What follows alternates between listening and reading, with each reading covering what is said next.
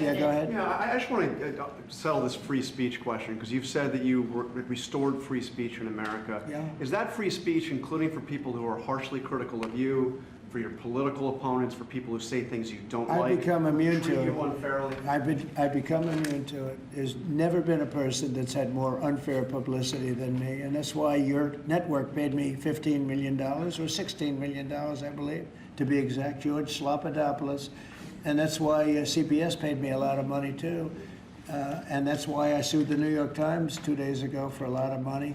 Because I'm winning. I mean, I'm winning the cases. And the reason I'm winning is because you're guilty, John. You're guilty. ABC is a terrible network, a very unfair network, and you should be ashamed of yourself. NBC is equally bad. I don't know who's worse. I think they're equally bad. And, you know, for you to stand there and act so innocent and ask me a question like that. But look, you paid a big price because you were dishonest, John. The reason I won that lawsuit was because you were dishonest. You were proven to be dishonest. And so you can't sit back and just say, oh, well, what do you think? You know, like you're some wonderful person. You're not a wonderful person. Frankly, you're a terrible reporter. You know it, and so do I. Okay. Mr. President, can you talk about why the Justice Department turned Here's what we're going to do. We're going to talk about something that's going to reduce our taxes greatly, that's going to hopefully bring some great people into our country. You know, as you know, right now nobody's coming in because we've succeeded in closing.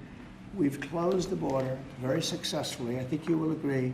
We had nobody come in for the last few months. I mean, it was actually said zero. Even I can't believe zero, but the numbers are put out by very impartial people or people that have a tendency to be on the left. And they actually said for the last 3 months, nobody came in. We have a very strong border. It's a closed border. People are coming into our country, but they're coming in legally. It's a beautiful thing to watch. But we are doing something where, rather than coming into the border, 25 million people came into our country during Biden. One of the saddest things. The worst thing, look, he was horrible in inflation. He was horrible in just about everything you could be. I don't think he was good on. He wasn't even fair on anything. It was a horrible administration. He was the worst president in the history of our country, and we have to mop it up. The hardest thing that we have to do is to get rid of the criminals that he allowed into our country from prisons, from mental institutions, gang members, drug dealers. And we're getting them out, and we're getting them out fast, and we're making America safe again. Great again, but we're making America safe again. And it's an honor to do it. But this is something, this is an unforced error. What they've done is this is just an unforced error. So I'm going to ask Howard to speak. Howard's done a fantastic job, as you know, Secretary of Commerce. And I'm going to ask Howard and Will, could you just give a quick description of what we're doing and what we're signing, et cetera? And yes, sir. I will do that. So we have 2 items for your attention today, sir. A major focus of your administration has been shifting the conversation and shifting the policy dynamics around the issue of immigration, closing the border, preventing illegal immigration, but also, as is the case with the executive order in front of you, opening new pathways for truly extraordinary people to come contribute to America instead of taking away from it.